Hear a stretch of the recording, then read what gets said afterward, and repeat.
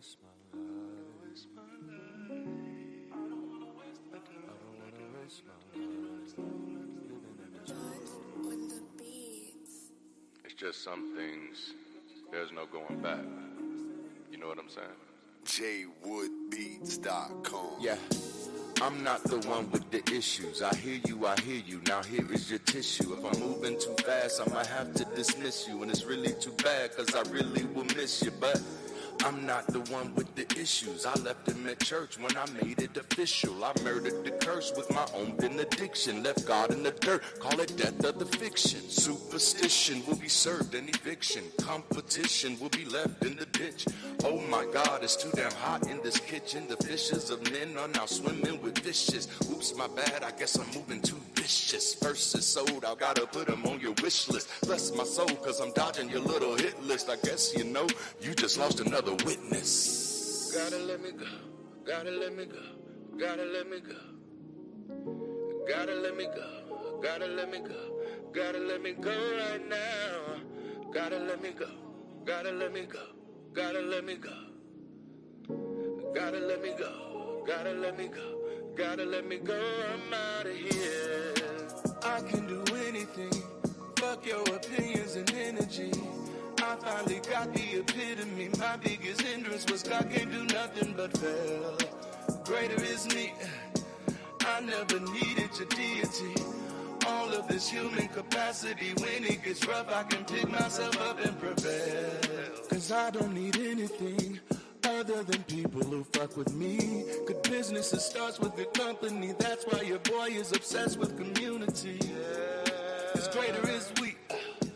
We can create opportunity, doing what God never did, cause a God never could, but a people is all we need. Gotta let me go, gotta let me go, gotta let me go, yeah. Gotta let me go, gotta let me go. What's up, everybody? How are you doing this evening? I got to remind myself to look up. I got two screens, and I be catching myself looking down, mainly because this is where I'm operating things from. But thank you. Welcome in. Come on in. Come on. Chum on Lee. Come on in the room. Welcome to another installment of Bible study with an ex-pastor. Oh, man. I see Susanna is in the building. Oh, man. Yeah, because it's definitely a different time zone for you. Huge hi and bye. Sending my love from Scotland. Love you, love you, love you. And I see we have a new member. What? Brian Buckingham. Thank you so much. And if I just butchered your last name, please, I apologize. Sometimes I get stuff wrong. But so glad to have you as a part of the channel here. I'm always appreciative of the support. We have a lot of fun here. Alyssa is in the building. Yes. We got to spend some time together this past Sunday and Sunday sessions. She was part of the team on Sunday, so that was awesome. And then, of course, you know, that just kind of speaks to how this community is growing. So that's always beautiful. Let's see here. Moonbeam Goddess is in the building. Yes. All right. And then I'm going to do one more. And, of course, that's Susanna, because that's the one that I was responding to. That's the one that I started with. But y'all are not going to get me trapped in putting comments on the screen all night. Oh, yes. Oh, it will be here for you. Absolutely. You go get your rest. I love you. I love those kids. I love that family. Have a wonderful evening. And yes, get some rest. All right, y'all. So we're back. This is Bible study with an ex-pastor. And for the first week in a long time, it's just me. Jason is away, which, of course, we told y'all last week that he'd be away. And then, of course, if you saw the thumbnail, then you also saw that his face wasn't on there. His face is on the thumbnail for next week, which, what is that one again? I was kind of impressed with the thumbnail. Here it is. Blood, sacrifice, and barbecue. Doesn't get better than that, any better than that, does it? Blood, sacrifice, and barbecue. Let us get some, right? And then, of course, you know, just while I'm at it, since I'm on this side of things, before I switch back to comments, if you haven't gotten my new book yet, I don't know what you're waiting on. Go ahead and get you a copy. this book to me, it's one of my favorite books that I've written so far as nonfiction. And that's just because it's written in a very non-antagonistic way, dealing with a very conflicting issue. But I really tried to have this conversation in good faith, really kind of merging the academia, the theology, and as well as just the general pursuit of truth. And so I didn't write it saying that, hey, it's been 2,000 years. You're stupid if you don't know this guy's not coming back. I didn't do that. I mean, I could have, but I didn't. And that likely probably would have been a better selling book. I don't know. So maybe I'll write that version. No, let me stop. But no, it's really written from the perspective of like, hey, if you're a believer and you're familiar with scripture, or even if you're not a believer, if you're a person and this has been, it's a quandary, and the quandary isn't just, why isn't this person coming? Hasn't they come back yet? But it's also, why do these particular group of people think that this person is coming back? And is this an idea that's even supported in scripture? Which is one of the things that I love about these Bible studies, is that what we get to uncover along the way. And of course, we've already went through the entire book of Genesis, and now we're in the book of Exodus, and we've made good progress. I think we left off at maybe chapter 11 or chapter 12. But we're making good progress. But the thing you begin to reveal is that there are a lot of assumptions and presuppositions that we attach to the book that were not actually in the book. And then when you're actually reading the story without availability heuristic, or without those confirmation biases, then you actually see a very different story beginning to unfold that doesn't support much of what has been platformed or promoted as Christian ideology or biblical ideology. That's probably the better way to say that. And so that's what we kind of go through in the book, which my main argument is that Christ has been held up by misunderstanding, is that this whole idea of a Christ coming back is not supported in a consistent way through scripture to have ever been a reliable expectation. And I have that conversation with a lot of grace and with a lot of nuance. Okay, I'm back here on the chat side. Let me see. I see Norbert is in the building. Man, it's good to see you. Hey, we emailed you. I haven't checked the things to see if you read it yet, but if you haven't, please check it, because we'd love to have you on the team. Norbert is an incredible supporter of the channel. Always love to have him in here. I've been bragging on everybody, Norbert. So I'm not singling you out. I've been bragging on everybody today.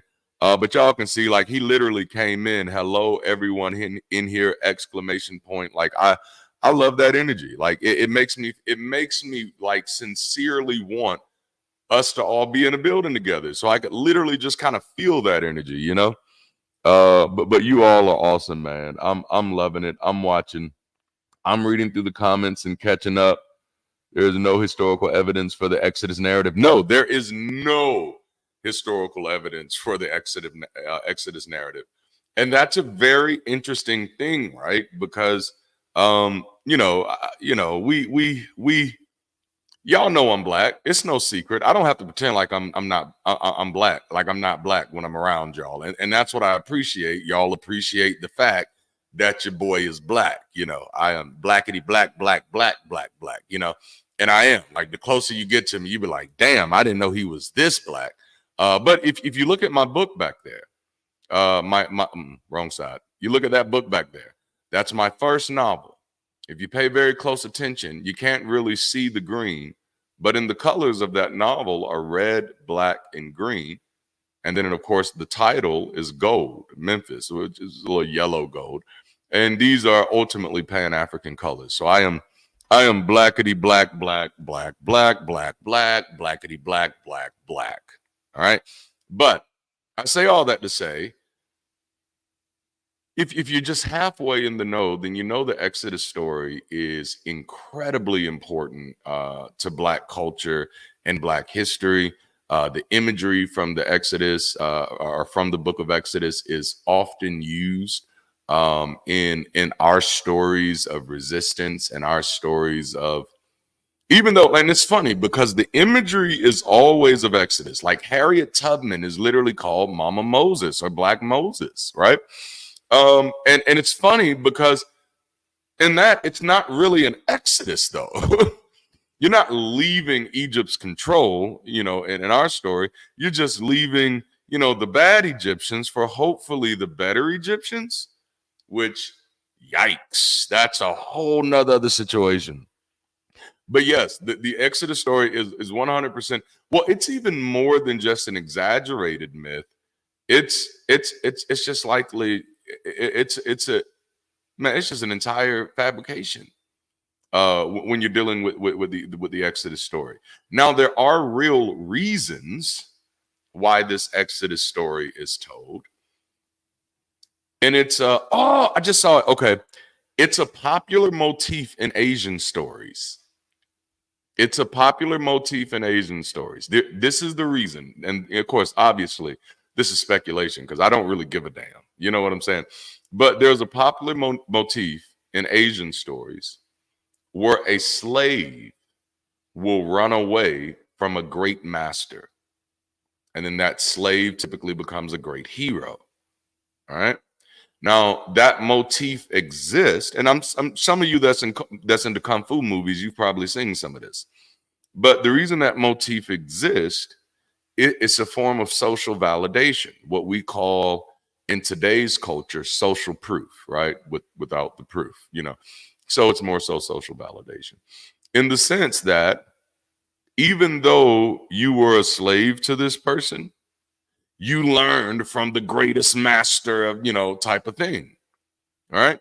So my speculation is that when these groups of Israeli exiles or Hebrew exiles were trying to reshape their story, their origin story, in a way that would not only instill some type of confidence in the people they're trying to sell this story to, but also kind of give them some sense of validation to some outsiders who may hear this story, that we got trained by the greatest of the greatest.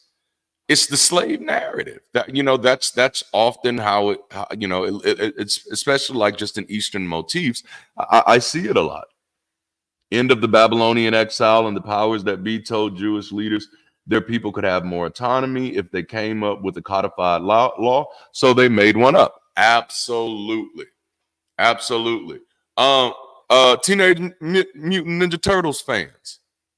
Do you remember who not Splinter? Yeah, Splinter, Master Splinter. He was a rat, like a regular rat for Shredder. I don't know why Shredder had a pet rat, but he did. But this is a part of Master Splinter's narrative. He becomes because he trained, watching Shredder. This validates his kung fu styles. Whether you get to see those kung fu styles in action or not is irrelevant. And that's the same kind of thing that I think was going on with why they chose Egypt. Because of course they had a plethora of things they could have chosen. They likely would not have chosen Babylon because, that would be like African Americans choosing to just say, yeah, like we were originally Americans. It just, that's not as motivating as you might think it should be. Sounds like Joseph and Moses for sure. Because even the way that the story is set up, like Moses is presented as a person who kind of inherits a problem that Joseph's prosperity kind of creates. Joseph does so well, and apparently for all these people to multiply so well in the land, Joseph really had to be breaking them off financially, as far as the grain and stuff like that, because he was over that shit. And then things went downhill, and a Pharaoh arose who did not know Moses, and who did not know Joseph. And then hence now Moses is born into the situation that he's born into. So it is definitely that situation. But yeah, man. To go when a Jewish member gave a speech about liberation theology and how Moses was the first union rep. Yeah, like I would have been like, sit down, bro. I was watching an episode of Blackish, and we were kind of enjoying Blackish for a while. But there was this one episode, and I'm kind of like that. I'm that dude. There was one episode we watched, and I was like, yep, I'm through with it. So I've only watched it here and there since then. At that moment, I was kind of, trying to keep up with the episodes. And that was an episode where they did like this Black History special, and they were telling about all the different things that Black people have done, throughout history. And they're doing it in musical format. And at one point in the musical, the kids say we even built the pyramids, and then the grandmama says, no, baby, the Jews did that. And I just felt like I get it, because the grandmother's character is a Christian, but she's definitely one of those people that I'd consider culturally Christian, where she knows the lingo, but she's not actually living the life, and nor has she has not actually dedicated herself to living according to this religion. She just uses the language of the religion to be overly judgmental of other people. And in that case, that doesn't make you religious. That just makes you a jerk. You know what I'm saying? So her character is that type of person who is a cultural Christian, and who would say some things like that. But I was just a little disappointed that in this show, that is, created by Black man, that they didn't use that opportunity to correct that mythology. And it also made me kind of think that, I wonder if they didn't correct it because they still think that's history. And that's probably a scary thing about the world that we live in today, is because, many of the people who are voting, they believe the Bible is history. They believe it's actual a representative of history. Much of the reason why you have all of these issues in the Middle East is because you have secular nations who are behaving as if the Bible is actual history. That's I mean, there are some more nuances there, but you can't overlook that elephant in the room, that if we stopped treating Israel like it was a special plot of land, that a lot of these problems we'd have a lot of different opinions on. And I'm just going to leave that there. Man, all right, I'm checking back in on the comments. Is when God is a dick to everyone and proved humans didn't have free will. Yep, pretty much. Blackish, all those shows are garbage. Yeah, it was horrible, man. It was horrible. Only one who had that problem. Yes, it was. I'm glad I'm not the only one. Like everybody in my household, we all like went, what? And to be honest, like the show had other problems too. But I was gonna be like, you know what? I'm gonna try to just keep rolling with it. I roll with the punches. You know what I'm saying? But when they got there, I was just like, nah, I don't like that. I don't like that, man. There's no state, nothing secular about it, for sure. Absolutely. And but the secular people I'm talking about is people who are part of the United Nations who allowed this disaster to happen. That's that, like. And everybody's just kind of hiding their hand and just saying, well, hopefully they'll work it out amongst themselves. And I'm just saying, like, things don't do that. This is the same thing that the United States did with Black folk right before Reconstruction, right after the Emancipation Proclamation, is you just left us among people in the South and said, all right, now y'all handle it by yourselves. Handle it among yourselves, but we didn't even get the decency of having some type of nationhood, or at the minimum a reservation. And so, that's a whole nother other conversation. You see how y'all always getting me off topic? Like this is supposed to still be the introduction. Oh man, have I frozen up? All right, I'm gonna see. I'm frozen on my screen, but I'm still talking just in case. And I'm hoping that my computer is not about to crash.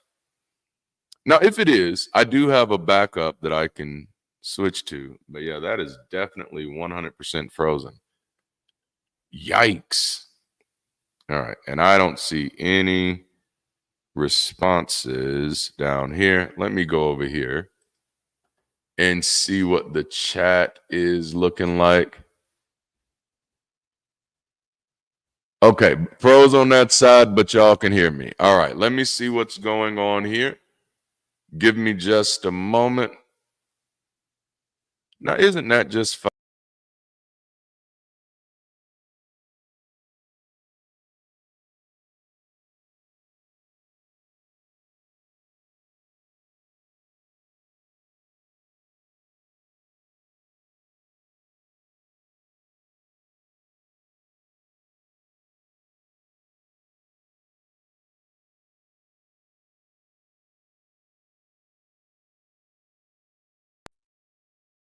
All right, I'm still here,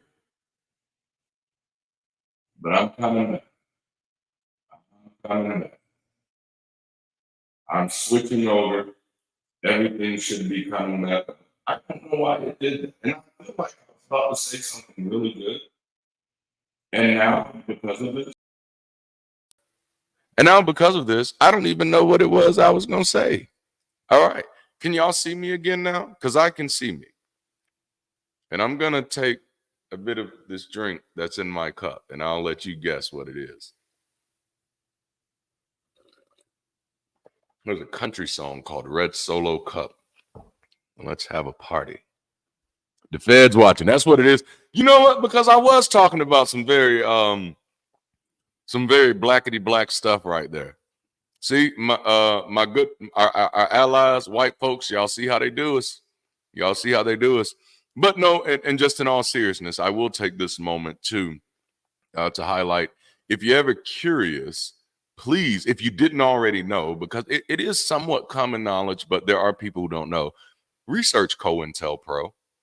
And don't just research into like the buzz things, like, oh, look at the files and go see who they were doing research on. Like, I think I've told people before, like, W.B. Du Bois got ran out of the country because of COINTELPRO. Maya Angelou got ran out of the country because of COINTELPRO. She eventually moved back because Hoover was dead. All right. But yeah, go check that out. That's just a little blackety black history for you. All right. But honestly, as a black person, it's hard for me to talk about Moses and the Moses narrative without talking about black history, because it has been so well ingrained. Again, Harriet Tubman was Mother Moses, is Black Moses, and she led us to better white people instead of independence, I guess. That's how that story goes. But it's there, let my people go. What's that song? Awesome. What's that song that we used to sing? I think they did it on an episode of Fresh Prince. Let my people go. That's the song. Hey, oh, Pharaoh, let my people go. When Israel was in, Egypt land, let my people go. This was a part of church services. The song "Wade in the Water," wade in the water, wade in the water, children. Yeah. I'm sorry, but "Wade in the Water." These songs, they're all about this Exodus narrative. So it's hard to talk about it. It used to be a jam. That's hilarious. Oh, Joseph and his Technicolor Dreamcoat. I remember that. And so, yeah, dang, I forgot about that. Who were they? Was that Don and Donna and Marie? They were brothers and sisters, and they had a weird relationship. Can't remember their names. Man. Man, so Moses has been a big deal. He's a character that we've often invoked as a character of righteousness and of social justice. We've used verbiage from the Red Sea. We've used verbiage from the 10 plagues. We've somehow incorporated Easter into this story in a very interesting way. Donnie and Marie Osmond, that's who it was. Yes, because I think I can remember a celebrity death. What was it? Celebrity death match? Celebrity fight club? Now, I'd pay good money to go to a celebrity fight club. I would. And honestly, just before you start looking up your noses at me, I don't even like I don't like sports. I don't like boxing. I don't like watching them.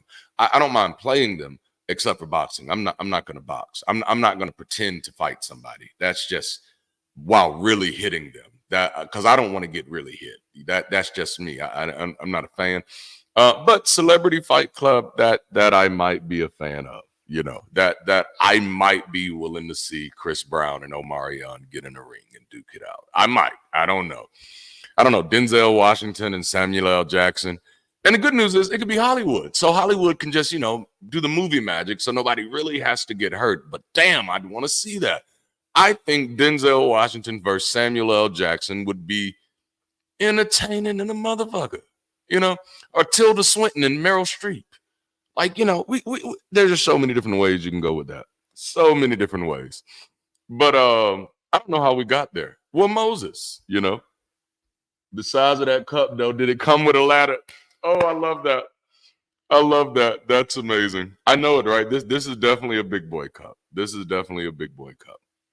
Because WCW table, ladders, and chairs matchup. Yes. Yes. I want to see it all, man.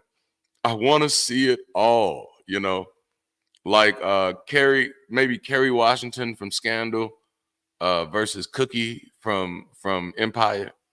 Oh man, because then you can have them playing their characters and everything. I don't know where the people are who did Celebrity Death Match, but I hope they're watching this and getting inspired. We need some new Celebrity Death Matches. And now we don't have to do claymation anymore. We have real good animation now. I'm sorry, y'all. It's what's in this cup. What did Jamie Foxx say? Blame it on the,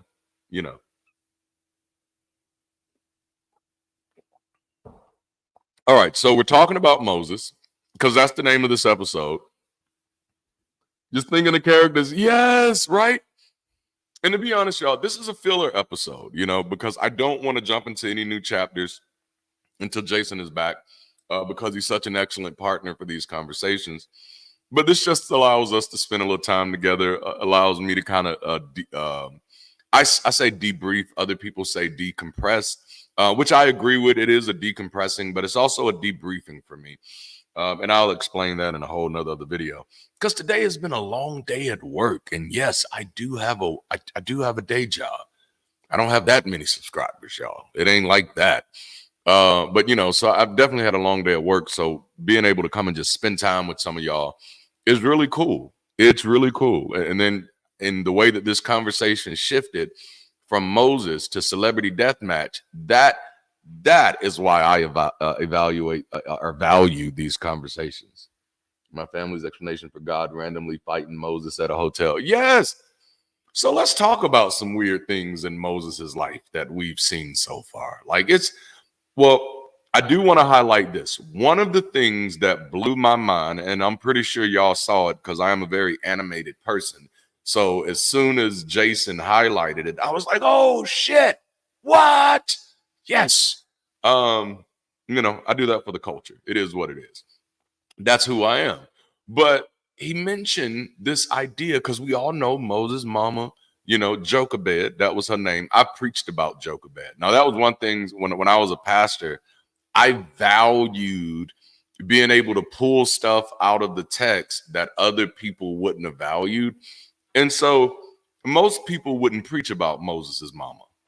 But in the Black church, Mother's Day is really big. And so on Mother's Days, I'd always try to pick a different mother from the Bible. And then I'd end up kind of bringing in some Black history with that. Because I remember there's one I did on Mother's Day, and it killed. I'm not even going to lie. It killed. Like, it was dope. For those of you who are not familiar with urban vernacular, that meant it went very well. But like it went awesome. And I don't even remember that Moses' mama was thick, right? But what did I do? What did I say in that message? Oh, when I was talking about Moses' mama, and I was talking about how ain't it a trip that we recognize, you know, men when they do great things, but give no value to the women who birthed them. And it was just like, notice how everybody knows Martin Luther King Jr. and many people even know his father, but people are hard pressed to know his mama's name. Everybody knows Malcolm X, but nobody knows his mama. And I don't know why, but like, well, actually, I got stuff like that from Dr. Vernon, Dr. R.A. Vernon from Cleveland, Ohio, the Word Church. That man, like, when it comes to preaching as an art form, it's particularly urban preaching. I wasn't really interested in black preachers when I first got saved. And when I say black preachers, what I don't mean like, oh, if you black and you're a preacher, I'm not interested in you. It was more so black preachers who catered to this certain style of preaching. And that style was talking like this.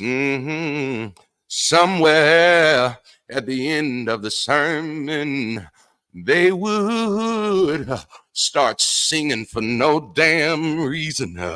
And a little lady would get up right about that part. See, stuff like that, it really didn't interest me. It actually turned me off. Oh, God, right? Man, like, you remember the days. It would really turn me off from preaching, because at that moment, as a person who is an artist, as a person who is a performer, it's really hard for me not to see the performance. And when I got saved in the early days, yep, that hooping. When I got saved in the early days, I was more of, you know, just the anointing. You know, you shouldn't have to perform. You know, God is going to do whatever he's going to do. Like, I was still a hollerer. Like, I'd get loud, but like, it was something about getting loud being more authoritative. And it's just like, that's not how authority works, bruh. But, but so I wasn't attracted to that, you know, like it was just fluff to me. But unfortunately, I was attracted to the more charismatic word of faith stuff. So I was attracted to the Bishop Jakes. I was attracted to the Creflo Dollars. Bishop Eddie Long, the one who died in disgrace, was actually one of my mentors, and actually one of my favorite mentors. The only mentor I had better than Bishop Eddie Long was Apostle Ron Carpenter, which was a white guy who was in Greenville, South Carolina. The building that he had, John Gray is in now. And Ron's wife said some really racially insensitive and stupid stuff. And so they moved to California for a better life after that.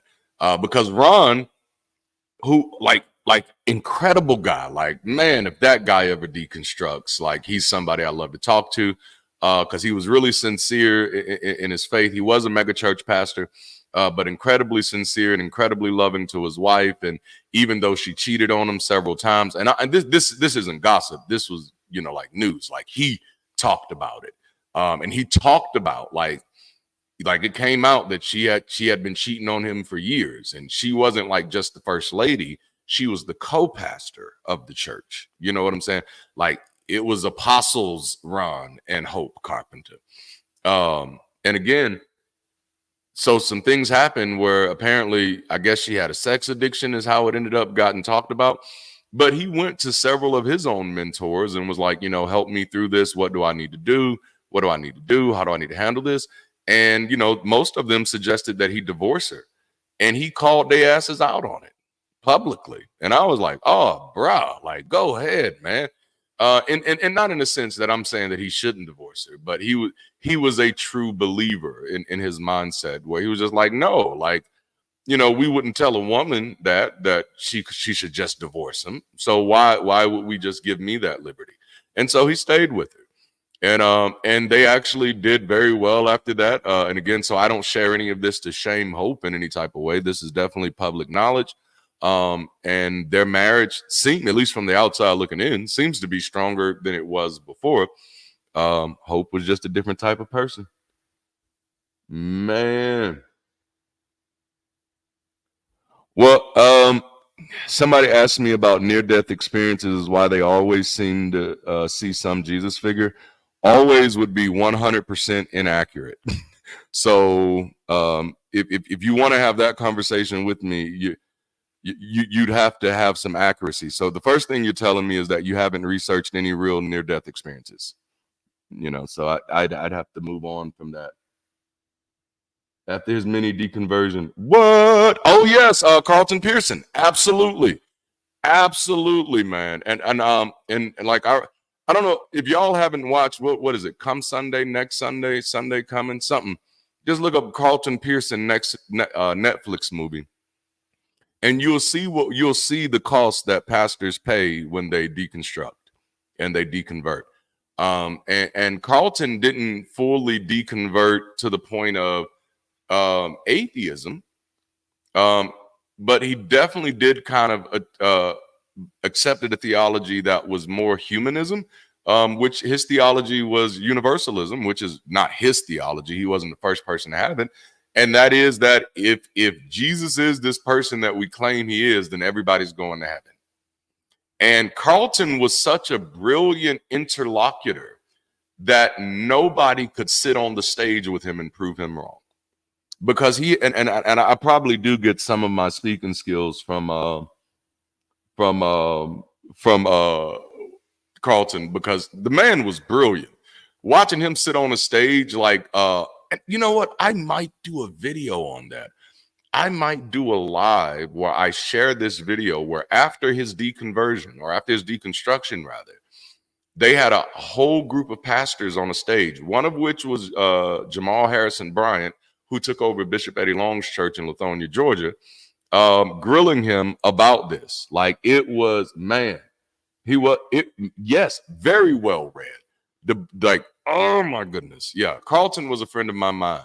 And for those of you who remember the song Stand that was repopularized by Donnie McClurkin, the first version I heard of it was Carlton Pearson's. Man, we've talked all over this place. Well, you're not wrong there. The bare minimum is true. But it was a big leap. It was a big leap for sure. Yeah, the movie was excellent. And I was in the faith when those things were happening. And so I very much remember the vitriol that was spewed. And I was still a young whippersnapper at that time. So I didn't quite understand, like, because here's my thing. Like, I read the Bible. Oh, y'all see my son walking back there? He's in his cell phone. I read the Bible. And so Jesus said stuff like, if they're not against us, leave them alone. And so I didn't understand why all of these Christians were like, oh no, like, because Carlton wasn't anti-Jesus. Like, he was like, and I love Carlton, like, rest in whatever you're resting in. I love Carlton. To me, he was a great guy.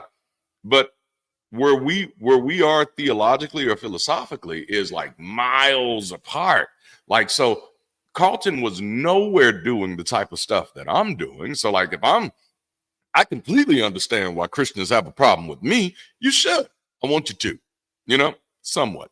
But yeah, so I completely get it. But why they had a problem with Carlton was very revealing, because the biggest proponents of his ideology is that if God is loving, and if Jesus' sacrifice was the ultimate sacrifice, then it has to be a finished work, and that everybody is saved and nobody's going to hell. Otherwise, why would there be a need for you to sacrifice your son and I still have to make a decision or live a certain way? Then your sacrifice means shit. If I still got to do the work, what did your sacrifice do for me? And so, like, he made a lot of Christians have to wrestle with their version of the gospel being very weak. And that's what he walked the dog with him on it too. And I loved it. I love it. Oh, that's funny. That's funny. I'm looking at all of this. Yeah. Yeah, it's very interesting. Christians really love hell, so and interestingly enough, Carlton was a part of the megachurch movement, and that's why it was so devastating, because you kind of think that, oh no, you've hit this point of no return, you've hit critical mass, you're not going back, and you didn't say anything too crazy. So let's study this. Let's interrogate this. Carlton Pearson stands in front of his congregation and says, based off of my study and my understanding of the love of God, I don't believe God is sending anybody to hell. And I believe everybody is automatically saved and we don't have to police other people. That was his message. Okay. Loses 90% of his congregation. All right. All right, here we go. Kenneth Copeland stands in front of his congregation and says, I need $3 million to get a jet. Who did he lose? His church is still thriving. His church is still thriving. And this is what I try to remind the secular community of. The church don't want to hear the truth. They're not there because they want to hear the truth. People have created these illusions of life. Like, and okay, I'm probably about to piss some of y'all off, so let me take a sip.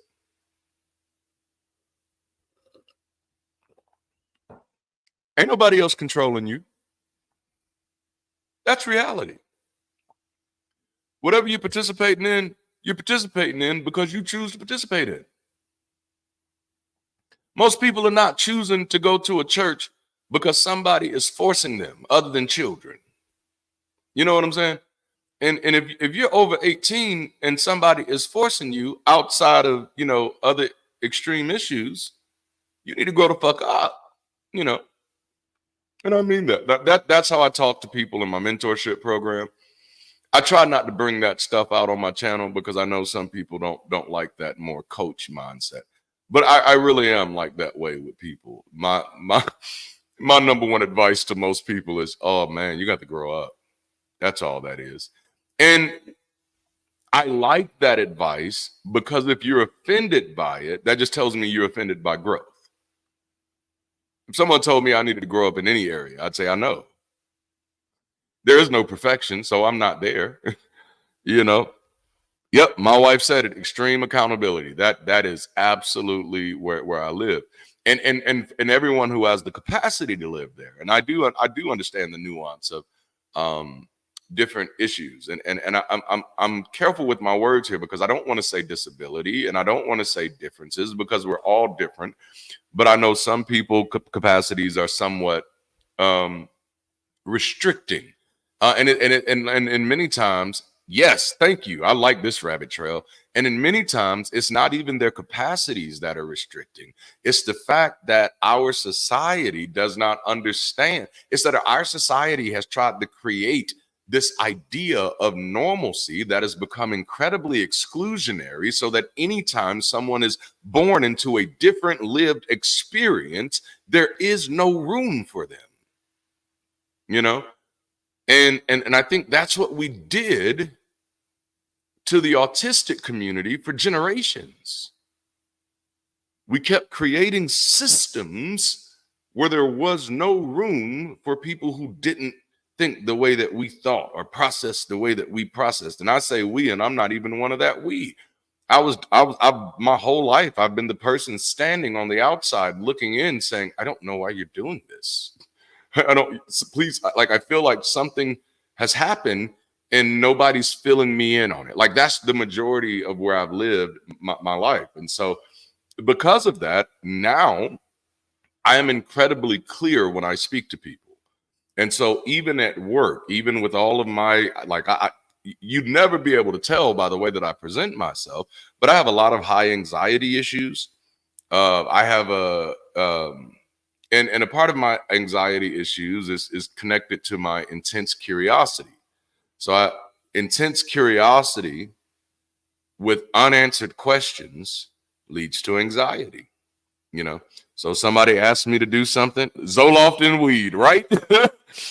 So if someone tells me something but doesn't give me enough information, I'm trying to figure out why didn't they give me enough information? Because it's like, oh, was I just supposed to know? And then I'm literally like trapped in that moment, like, damn, I was supposed to know.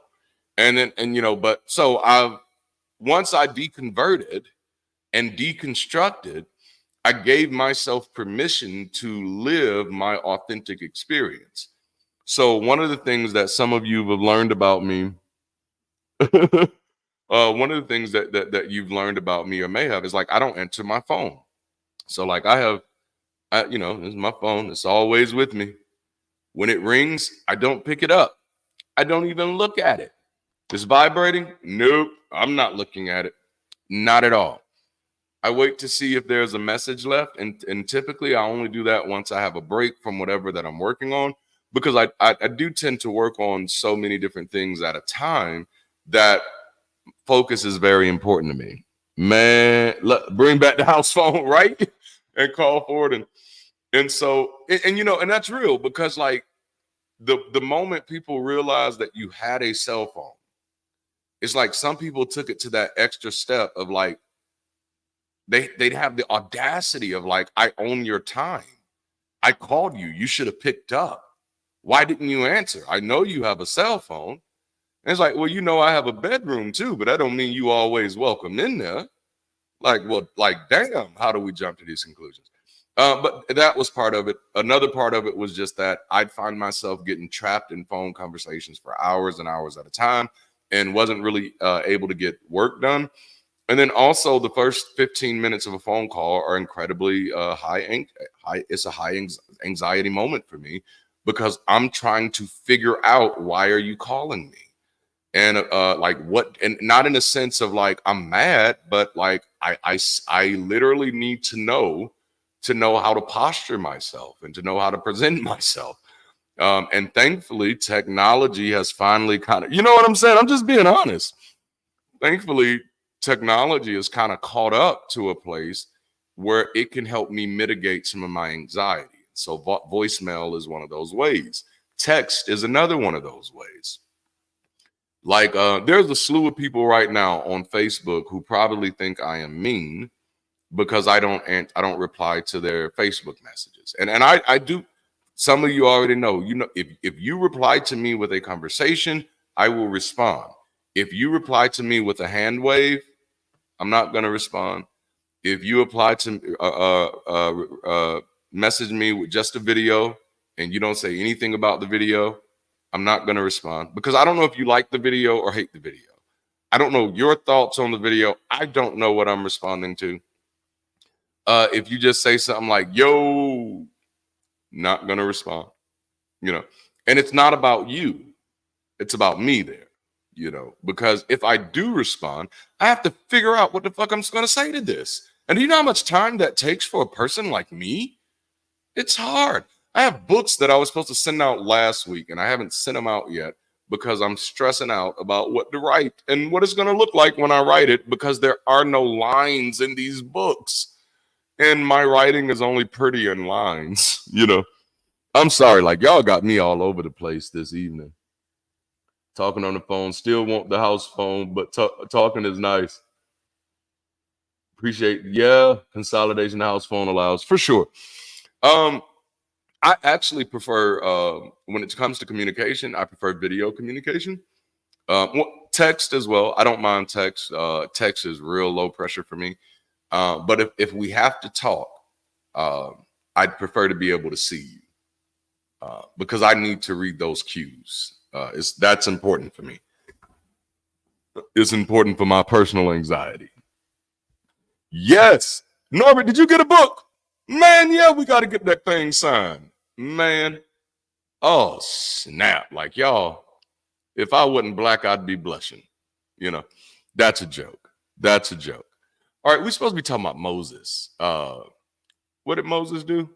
Well, this whole rabbit trail came from Mama Jochebed putting Moses in a river, in a reed basket, and because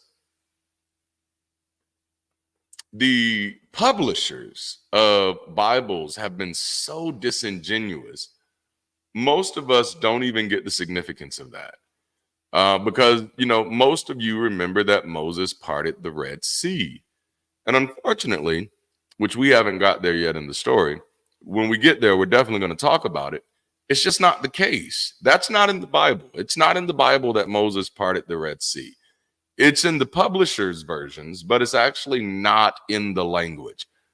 Moses parted the Sea of Reeds, and it's just not as impressive. But literally, I like that. But literally, it is highly significant because then that means Moses's mama, Jochebed, dear mama, even though you was a crack fiend, mama. Okay. But Moses' mama put him in a river in a reed basket, a sea of reeds, So it's like, and that's what Jason did a great job of highlighting, is that these are like bookend events. You know what I'm saying? Oh man, look at her. Okay, so this is a new person, so I got to put this up. I'm new to your page. I didn't know you wrote books. I've been following you for 2 weeks. Wow. Glad to have you in the community. Thank you. And yes, I write hella books. I got 2 of them behind me. Christ Held Up, that's my newest. Memphis, that's a novel that I wrote, that I've written. I'm working on part 2 now. Let me, just for y'all to see. Like, when I say I'm hyper productive, I'm not lying. These aren't blank pages. Like these are real pages. This is an epic novel. I'm not gonna find the last page because that would take me too long. But I also designed the cover, and I just realized I gotta get me a new copy for the house because that's kind of ripped a little bit. Not ripped. But I also designed the cover. I don't know if y'all can see the green in it. The green is kind of down here, the red, the black, the green, and then the gold. Yes. This is also on Amazon. Not very expensive, but I know fiction is a different spill for people. It's a personal passion of mine, but if you like fiction, available on Amazon. All of my books are on Amazon. The very first book I wrote is called Significant, and that's a little bit of my life story. I wrote that the same year that I deconverted, though I don't share much about my deconversion in that one. But if you're reading it, you'd be like, oh yeah, this is somebody that's critically engaged in life. Target audience for Christians? Hell no, especially not for this, because there's a few chapters in this that's downright porn. So, and I'm sorry, like it's like there's one chapter that in particularly there's like it's maybe like 2 paragraphs that are like verifiably smut. I can't help it. I had to write the story, and that's what I do. Like I as far as my fiction stuff, I write the stories as I see them, as I feel them, as I imagine them, and I let them live. And that was like, I've been writing fiction since I was a child, but I never followed through on any of my fiction because I was a Christian. And I even tried to write Christian fiction, and I just couldn't keep the spicy out of it. You know what I'm saying? Like that's a part of who I am. Like, I know y'all ain't met that side of me yet, but like that's like I grew up very curious, but good literature is very adult friendly. That's my viewpoint. Like, you got to tell the whole story, especially if the audience is for adults. Then he's like, no, this is the real story. I want to tell the whole story. And I have all types of stories. So I do have some more novels coming out. I do have a part 2 to Memphis coming out. That's The Last Supper. Part 2 will be The Second Dawn. Part 3 will be The Dark Prince, and so on and so on. Yes, Christ Held Up is now that's a great question. Okay, so now that we take that back, Christ Held Up is a book that Christians can read. I can't get my thumb pointed right, and I'm gonna feel really weird doing that, so I'm gonna stop. But Christ Held Up is targeted towards deconstructing Christians, deconverted Christians, Christians themselves who are just curious about the biblical idea of Christ being held up, and secular enthusiasts who want to find a good faith way of engaging Christians in dialogue about this eschatological phenomenon of Christ's return. Oh, do it. I always tell people, anybody who wants to write a book, role play perspective. I like it. I always tell anybody who want to write a book, do it. Like, just do it. Like, and really, that's not my advice just on book writing. It's anything, the best thing that you can do for yourself. And I know this is going to sound counterintuitive, is to fail at it and get it out your system, because then you find out how you really feel about it and you figure out who you're doing it for, So when I write my books, I don't write them for anybody else in particular. I write them for me. I publish them just in case anybody else might be interested in it as well, But I wouldn't have got, like, I've published 5 books now. Parenting on Purpose, only read that to figure out who I was right before deconstructing. There's a chapter from my. Oh yeah, that'll be cool. Yeah, that'll be cool. Yeah, just. Like I really write my stuff for myself, and then I publish it just to see if anybody else might resonate with it. Now Memphis, like, I really want to push that. I'm not even gonna lie. Like, I want to take this story Marvel level, and which you won't get that from the first installment, because I like subtle stuff. I like subtlety, and so while there is this does kind of burgeon out into a big sci-fi adventure, you won't get that from the first book.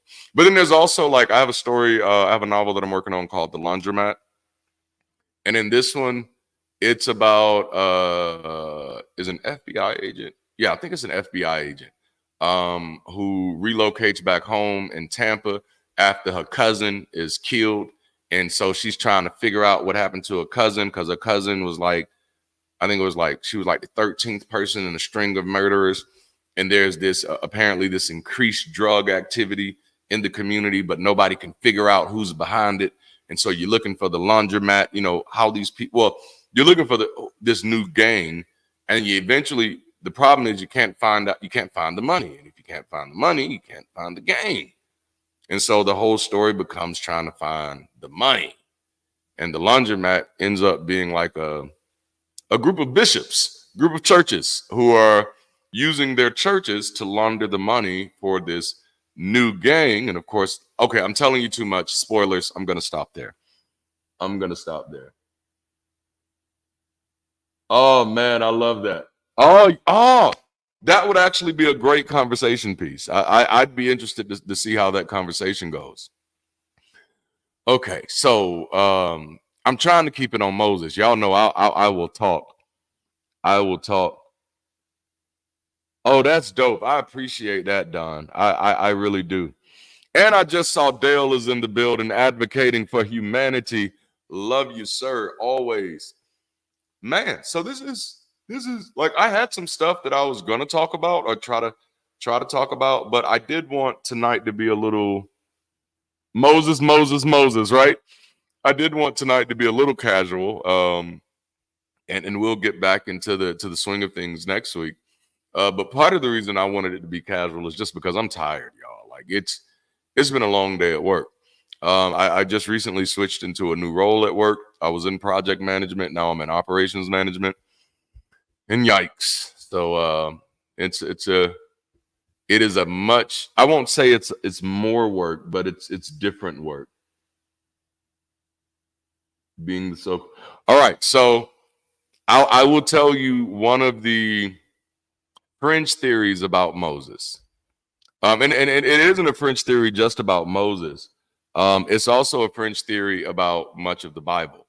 Right after this message from our sponsors. Bam, love what you're doing, brother. Look forward to being active within the community. Man, sir, I love the way you're supporting us. I love the energy that you show in these chats. Yes, I'm looking forward to seeing you in the Discord. And of course, as I said earlier, if you haven't seen it yet, check your email. Check, it might be in your spam. Our stuff goes to spam. You know what I'm saying? How awesome is that, right? But yeah, so there are characters in the Bible that from one perspective, we know exactly where they come from, in a sense. Some. Melchizedek is not one of those. But like Jethro, like we know where Jethro comes from. But in a lot of the fringe theology movements, which I enjoy, I like fringe theology. Fringe theology is amazing to me. It's because it's fan fiction, and like I'm one of those people. All right, don't judge me. Say what you want to say, but I was a fan of Charmed. I absolutely was a fan of Charmed. Cole was one of the best demons in the world to me. The actor who played him, I thought, did a phenomenal job. And so I actually developed a small interest. I'm a shallow nerd, which means I get into stuff a little bit, but I just don't have that much time. Buffy was dope too. I can't even lie. But Charm, like there's still fan fiction on Charm to this day about things going on. And so that's how I view fringe theology. It's just like fan fiction. Is someone who takes this story and says, ooh, what if this happened? And so there's a long line of fringe theorists when it comes to theology and the Bible. And of course, they'd all be a part of the Afrocentric community for sure, who believe that these mysterious characters, such as Melchizedek and Jethro, and I cannot remember, and Jethro's daughter, and even Hagar, which we already knew Hagar was African, but that these characters are all African. And of course, you do see a preeminence. I don't want to say a preeminence, but you do see a platforming of some Africanity throughout Scripture. One of the most infamous ones is when the Queen of Sheba, Queen of Ethiopia, comes to visit Solomon, and in the, what is it called? I may get this wrong. The Kebra Nagast, I think it's called, which is an Ethiopian version of the Bible. That story reads a little different, in that Solomon and the Queen of Sheba were actually co-rulers, which is in line with some other things that you do see in Scripture, and they do use Scripture to kind of platform this point or this idea. And again, it's fan fiction to me, so I'm not trying to say one version is true or the other. I really don't give a fuck. I like the fiction, right? Obviously, you see how thick that book was, right? So I like the fiction. But even with names of people like Bathsheba, who is this person that David was, killed her husband and then married and made a baby with, who was Solomon's mother. It's argued in those Black conscious friend circles that Bathsheba, that name means of Sheba, that this person was from Ethiopia, where the Queen of Sheba was from. And so this is, and they've gone as far to suggest that this is why Solomon had an affinity for the Queen of Sheba, because she looked like his mama.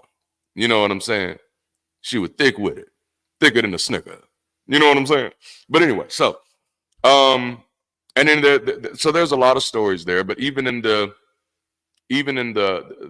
Bible, like the biblical version of the story is the Queen of Sheba came because she was so impressed by his wisdom. And then she fainted because of his wisdom, and all of his riches. But I was about to say in all actuality, but in this other fan fiction, the Queen of Sheba came to Solomon to inspect him, to see if he was in line with the covenant. Because even though, all right, let's roll the dices. Even though for the Jewish people, Hebrew people, and the Christians, the claim is that Abraham is the founder of their faith. That's not how the Bible tells that story. Abraham is not the founder of any faith. Abraham is not the initiator. He is the initiate. Abraham gets initiated into a covenant, into a faith that already exists.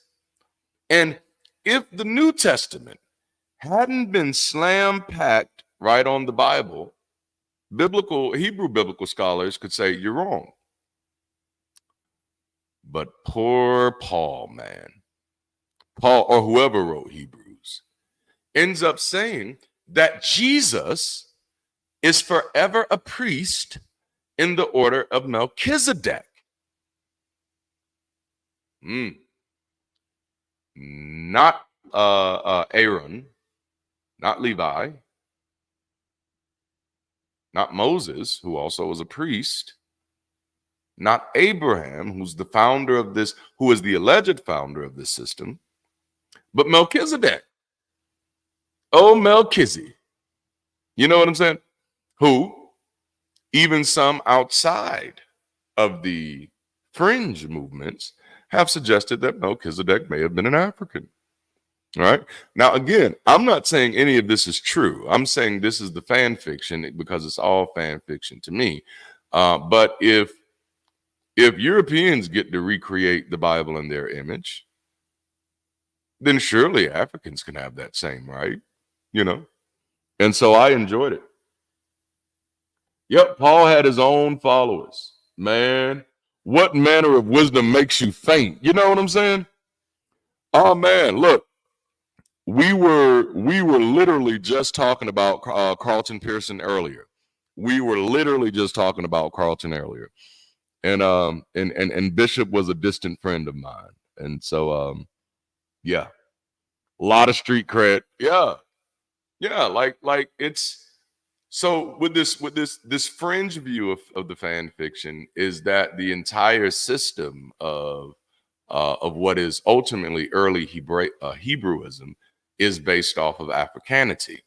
Now, the only way I could ever make an argument for that point, outside of just a few variables, is if we're talking about North Africa and East Africa and some of those groups, you know, which is typically not what's being argued for. But again, you know, trying to assign truth to fiction is a slippery slope to begin with. So I don't encourage anybody to really make that an endeavor. But yeah, so it's Melchizedek because there, you know, that was a the Zedek title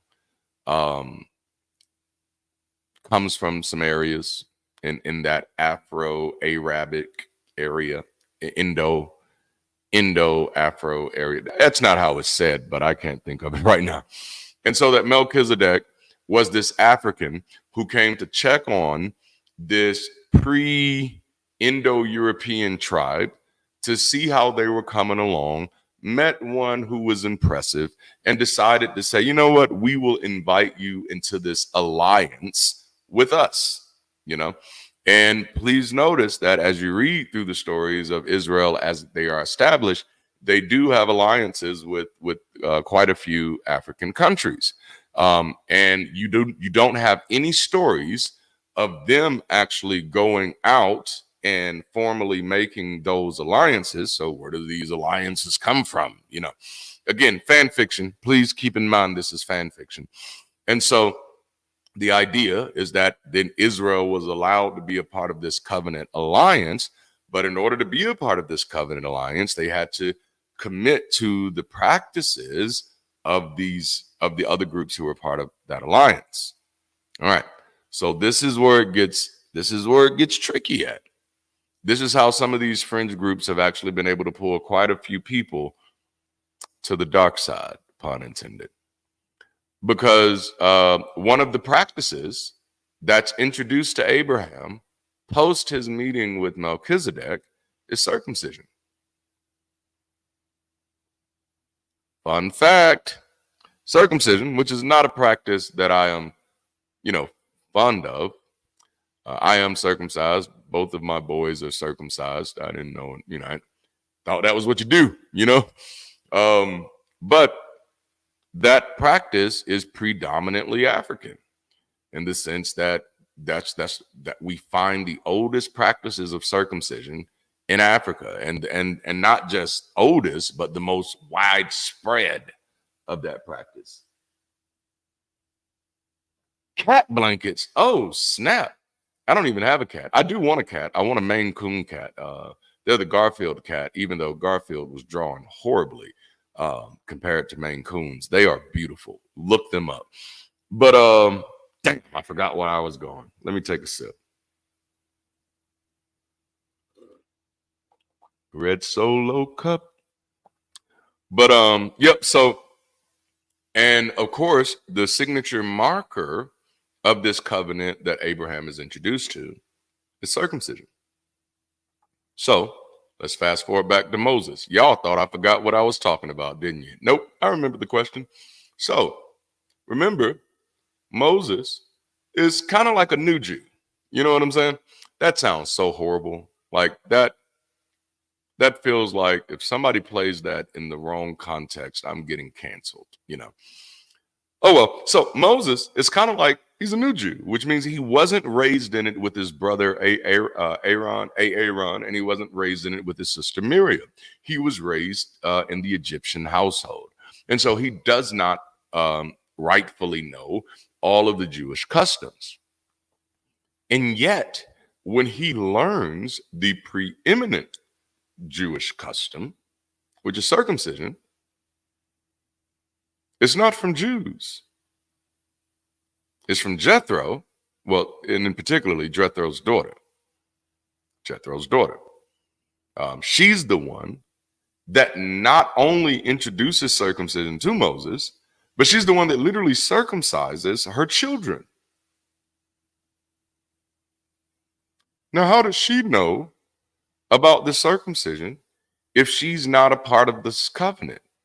If this covenant God only has a covenant with Abraham's descendants, then how do people who are not Abraham's descendants also have this covenant practice? Right? So that's one of the places where a lot of those fringe theories come from. Nothing but a marketing strategy. You ain't never lied, man. John the Believer is here. I'm not mad at it. I'm not mad at it. So yeah, there are a lot of fringe theories that not only try to connect Moses to Africa, which they don't necessarily. Now there are some more shallow theories that try to make Moses African, and most of those are dismissed easily. So I don't even mention those. But you know, because they're typically used off of anecdotal evidence, and the anecdotal evidence for Moses being African is that he was in Egypt, you know, and he looked like one of the Egyptians, you know, so he was blended in, you know. And then also when he does there's one thing where I can't remember if it's his hand or I think it's Aaron's hand. Aaron's hands turns white with leprosy. And they say, well, if he was already white, he couldn't have been white before. And it's just like, well, you know, that's not how that works. So stuff like that gets dismissed quite easily. Edge of crocodiles. That is, oh man, that is so good because the Exodus story mentions so many animals. So many animals. And I think the crocodiles may get mentioned in the beginning. But like, yeah, they're out here near this water, and they're not having to fight off any crocodiles. That is definitely odd. Oh man. Oh, I appreciate that. I don't know how to pronounce that. I'm Will. Yes, I do. I think, unless I got it wrong, if I got it wrong, let me know. I said you saw my discussion with Matt Dillahunty the other day and thought your explanation of your move to atheism was profound. I appreciate that. It was definitely a profound moment for me. And it took me years to get to the place to just be able to comfortably articulate it. You know what I'm saying? But another thing other than circumcision was the system of elders, which that one, circumcision was the strongest point the French theories had. The other points were the elder systems and the priesthood systems. Which really what these people were pulling on was more so of the idea of early civilizations and kind of presupposing that all early civilizations were African. And in a way they were, but it just depends on where you draw the line at. You know what I'm saying? Technically, all civilizations are African in a way that you could say that all white Americans are European. But at some point, that line changes, especially when you're taking the long view of history. Maybe not in 200, 300, 400 years, but definitely when you're talking about 200,000 years, it changes, So it's a very interesting thing. Follow the African. Yes. Real nerd. Okay, I like it. I mix. That's actually dope. That is dope. I mix what I like. That is super dope. Man. Oh, man. That's hilarious. That's hilarious. Speaking of which, I started watching the Magical Society. What is it? I can't even remember the name.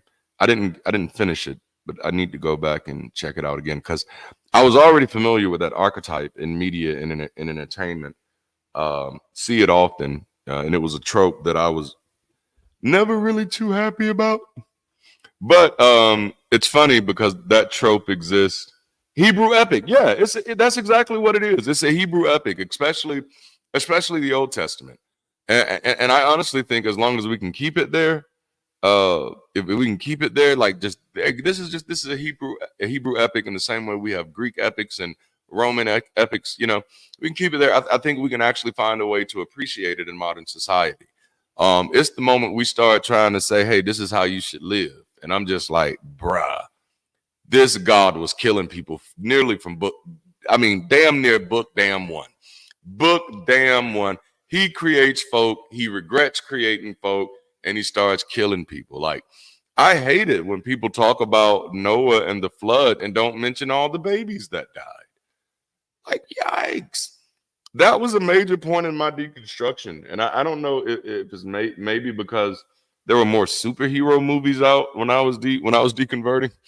But it was just like, no, like, if this God, like the God from this book, if he exists and he's on this way to this planet, then damn, maybe Trump was right about the Space Force. God damn it. We need some reinforcements because this is a madman. We need to assemble the Avengers. It's amazing. It's amazing to me. Yeah, and I think that's the hard thing. Like after preaching it for so long, after connecting to it for so long, when you really separate from it, you separate from it for real reasons, and I'm not saying other people reasons weren't legitimate. I'm using real in the colloquial sense. Like, no, this is real, bruh. You know what I'm saying? Like, for you, it's not just that it's not it's not just that it's harmful. There's certain people who are just like, it's harmful, and even if it was true, I'd be done with it. But it's just like it's harmful and it's not true. And then you feel like an enemy of humanity, that you've been responsible, with your best of intentions of sharing information that was harmful and not true. And so it's really hard to go back, because the not truth of it, the not truthiness part of it really drives home the harm, Man. Looking to stop for Kal-El. Absolutely. It's the same damn story, because at the end of the day, I think most people forget that heaven was in trouble, just like Krypton. Krypton was self-destructing. Heaven was at war. I think I did a short on that. Like, when people ask me, like, aren't you afraid of hell? Like, not based off of anything I've read in the Bible. Like, if God couldn't get heaven right, God couldn't get earth right, what in the fuck makes anybody think this man could get hell right? He's a bad manager. Okay? Why is anybody trying to get to heaven when it's at war? You know what I'm saying? I'm just saying. Man, like, yes. Like, it don't make no sense. This dude built a perfect garden and couldn't make it perfect. Come on, bruh. Like, why would I be terrified of incompetence? I'm not doing that. I'm not doing that. Oh man. The Bible fails all three. That's good. Is it true? Is it kind? Is it necessary? The Bible fails all three. It is not true. It is not kind. Man, like when God starts cussing at folk, like that shit gets rough. Like you don't even want to be in the room with the people that God is talking to when he starts cussing at folks. Like, damn, you'd almost think that God was a comedian. Like Dave Chappelle is God. There, mystery solved. Man. Oh, snap. Drafting me into the heaven war, bro. Like, yeah. Like, I don't want your beef. Like, why all of a sudden I got a beef with Lucifer because you got a beef with Lucifer? I don't even know this, bro. He ain't doing nothing to me. Like, I'm just saying. Man. Chappelle is God. Well, see, the funny thing about the history of the Moses narrative is that it doesn't have just one. And that's the interesting thing about Moses. And it's something that I don't talk about a lot because there are like 15 different source stories that this ideology of Moses could have come from, and many people become pigeonholed in their scholarship. And for example, so people will do something where they'll say, I see Moses in Akkadian mythology. The Hebrew people must have taken Moses from the Akkadians. The problem with that is somebody else comes along and says, but I see Moses in Grecian mythology. Moses must have come from Greece. But then somebody else comes along and says, I see Moses in Egyptian mythology. Moses must come from Egypt. This idea, they must have taken this story from there. The thing that I like to remind people of is to always, until it's different, always remember that you're the blind man touching the elephant, And so what you're getting a picture of is just a small piece. You're touching the elephant. You don't know what the rest of this picture looks like. And this is sometimes one of the reasons I don't like some of the wars in academia, because sometimes people are arguing over things that it's like, no, both of these things can be true. Oh, I got to put this up here. This is good. I actually talked about this today with somebody. Richmond, thank you so much for the support, number one. And yes, the worst thing about God is he wants you to love him more than your own children. Talk about self-absorbed. Like, that's just like, that's rough, right? Man. All right, y'all know I'm rabbit trailing now. So like, I don't, somebody remind me of what I was saying while I take a sip. Anybody guess what's in the cup yet? I'm just curious.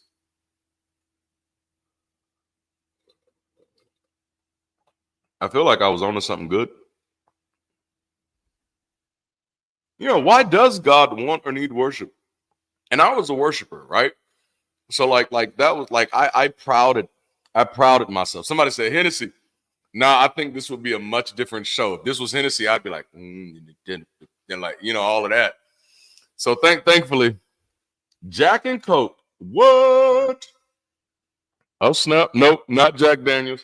All right, y'all about to be ashamed. I'm gonna show you, but I live authentically, so I have no shame. This is the ghettoest drink in the world. Yes, this is my drink of choice. This is it. This is it. Now, I would not mind some whiskey. Now, the reason I do drink Four Locos is because they are cheap and effective. I know you're judging me hard. I know it. When people see Four Locos, they were like, nah, bruh. Ain't no way you talk like this and you drink Four Locos. There's just no way. There's just no way. Oh yeah, super hard drink, super hard.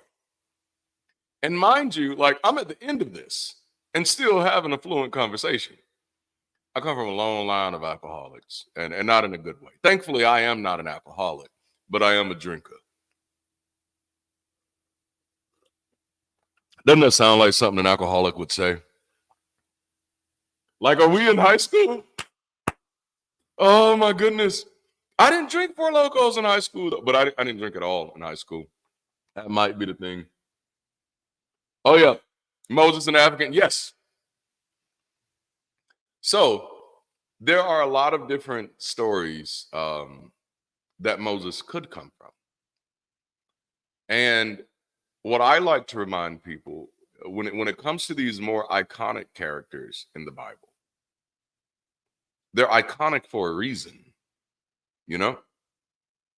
Now, this is my perspective, not only as a sociologist and as a person who's fascinated with history, and as a person who's an author.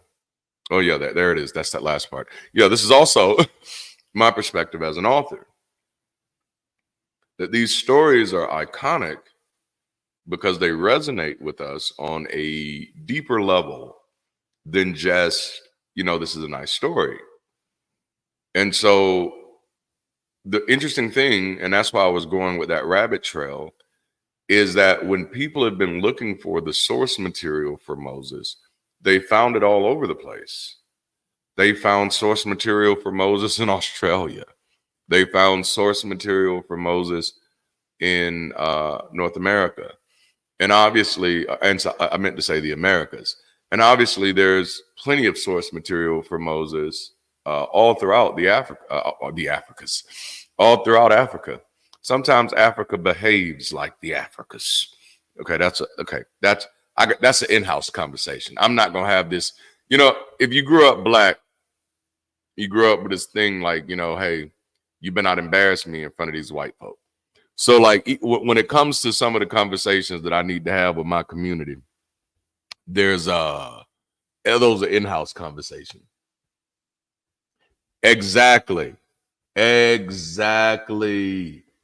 It's Moses's all the way down. There's a reason why we have literary structures for story like the hero's journey.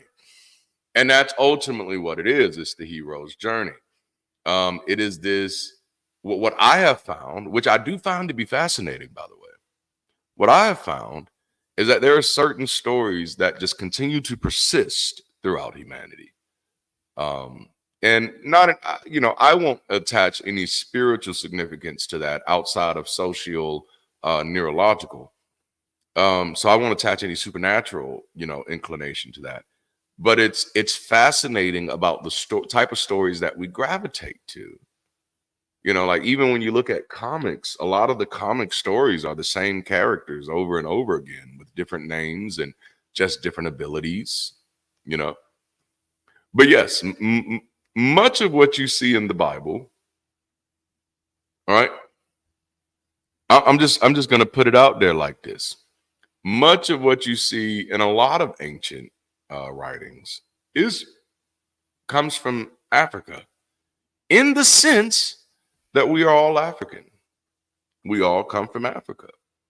We've all, so far, and we may find something different. I know there's some competing theories out there.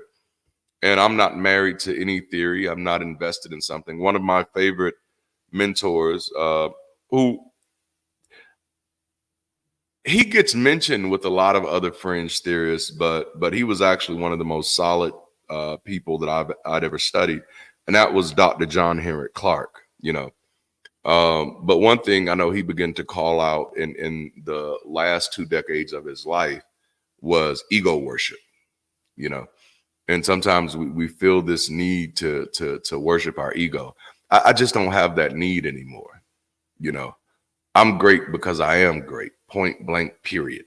I don't need to worship that idea, which brings us back to this worshiper conversation. That's where we were. Why would this God need anybody to worship him?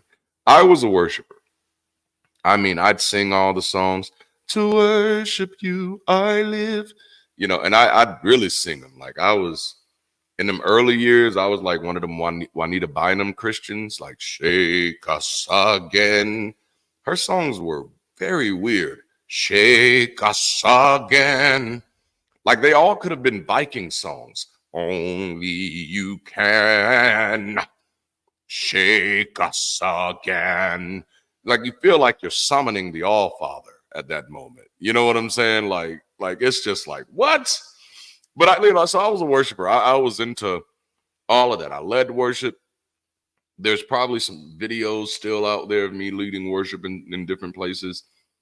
And it wasn't until I deconstructed where I realized like I would never require this of anybody that I loved. You know? And please don't get me wrong, like I still enjoy what was created, especially in the modern churches in the worship segment. As a matter of fact, in the last year, well, no, this was after I deconstructed. I was still working in the Christian world even after I became an atheist. And I was still working with churches and their music teams. And one of the things I started sneaking in the rehearsals is because it was becoming very mindful to me of just how self-deprecating a lot of the lyrics of Christian music was. We were doing this, they were practicing this song by Ty Tribbett that was called You Are Good. And it's just, I'm not going to sing this right, but I'm going to do it. It was like, you are good. Hallelujah, you are good. See how it smoothed it out at the end. Started off rough, smoothed it out. But, and you know, they're singing this song to God, you know, and that's like what all we do. But like when I was deconstructing, I was realizing like, we're really not singing these songs to make God feel better. And okay, I'm sorry, y'all got me here. I realized as a worship leader, as a praise and worship leader, as a music director, I wasn't orchestrating these services and these moments to make God feel better. I wasn't orchestrating these moments to make God feel bigger, even though that was the language. The language was, if God be lifted up, he'll draw all men unto him. That was the language. But the reality for most music ministers and worship directors was that we're doing this to help lift the people up, to help encourage the people, primarily to make it easier for the preacher to preach. You know what I'm saying? That used to be the guiding impetus. Is the music is to make it easy for the preacher to get up here, you know. But the praise and worship culture did drastically shift that. And absent of its superstition, it would have been a wonderful move because it did shift to a more people-centric, you know, idea. And that's when music started getting a little bit more upbeat in church, and they moved away from like Elizabethan English and hymns and the Red Book hymnals and stuff, and start doing like most churches are basically doing pop rock. It's country music and pop rock, even the black churches, right? But they start doing this because like, oh, this is the type of music that lifts people up, this type of music to keep people going. And then, you know, so with that, I realized that let's do a little experiment, because like at our worship rehearsals, we'd always have these high moments in the spirit where people are crying and they got their hands lifted and some of them bent over and snot running down and everybody doing all that good stuff. So we'd have those moments. And so I said, I want to try something. I want to see. Oh yeah, Kirk Franklin, like the bops, like, and even though his lyrics are horrible sometimes, like one of his songs is, I don't want to love nobody but you. That's not even biblical. The beat is dope. The words horrible. But so I got him in there. I can only imagine. Oh my goodness. I have not heard that in years. Kojic, yes. Oh man, my wife's grandfather was a I know he was a part of the Kojic. He was like in a quartet group or something, but I think he was a part of the Kojic church. Man. Oh man. I do plan on doing a video on speaking in tongues because it's absolutely hilarious. Oh man. During tongue session. Kid Rock. Yes. That's funny. That's funny. But what I had them to do, instead of singing those words, you are good to God, in the middle of a session, the pastor was there and everything. But of course, at this moment, they still think I'm a Jesus-loving Christian. And I definitely shape it that way. I tell them, listen, God wants you to love each other and to love yourselves as well. So let's shift the song. And so what we did was we shifted. I had them to shift the words, not the words. They sang the same words, but instead of singing them to God, I had them, because it's the worship team, had them go over and start singing the words to each other. Start singing, just like, because sometimes, like, don't you just need to hear that? Like, no, you're good, bro. You're good, fam. You are good. I know life is hard right now. I know this feels like this is beyond you, but you are good. 9 times out of 10, you are overstressing by comparing yourself to variables that you know nothing about. You're good, And so that's the way I kind of phrased it. And then they start singing it to each other. And the exact same type of that same type of stuff started happening. It was there. And for me, that was just like confirmation of like, yeah, these are all human experiences. No God needed. No God needed. I was actually in a smoke sesh, in a studio recording sesh a few years ago. This had to be like 2015. And I just wanted to see, like, like we're in there smoking, drinking, making music, and it was not gospel music, And this is why in a recent video I told you that if you're looking for where the atheists are hiding in church, they're hiding in the music department, because this whole team was the music department of this church. This church that I was working with, it was the musicians. It was literally the MD, the music director, that was doing the music. And and I just started kind of using social cues to share information, kind of like what I was picking up on them, because I'm a testy type of person. Well, if I have a hypothesis, I want to test it out.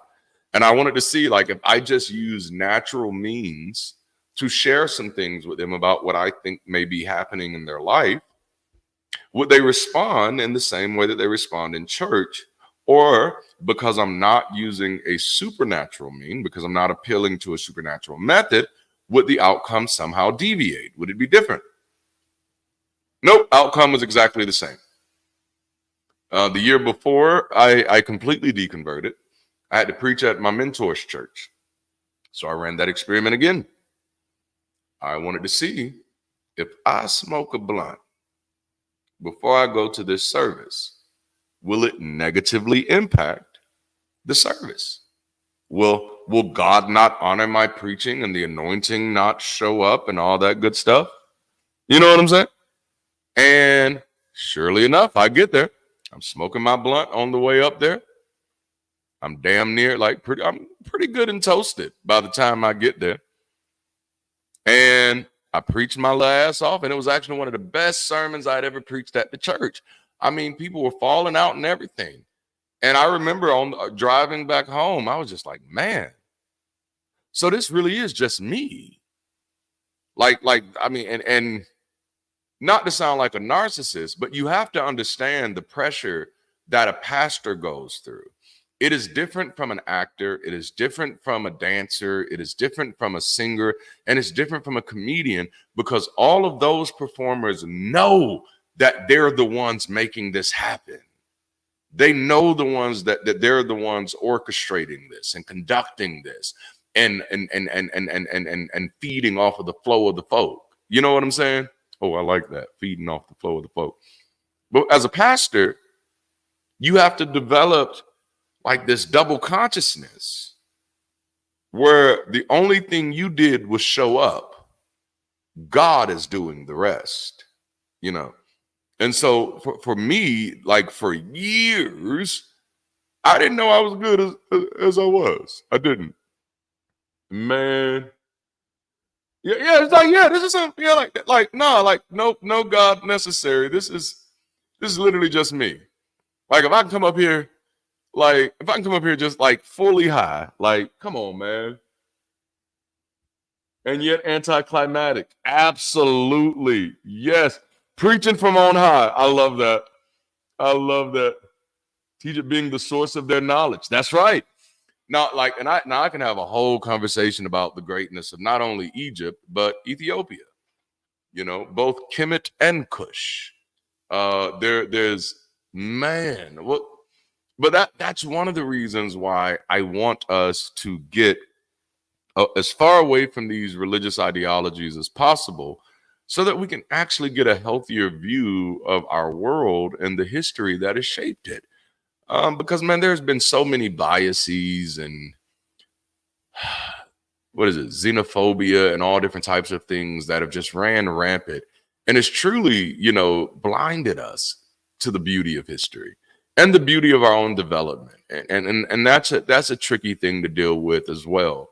But it's something I don't think we'll ever truly appreciate our species, our journey as a species, until we actually see ourselves as a species, and see ourselves, see each other as necessary. And that's a whole nother one. What question did you have?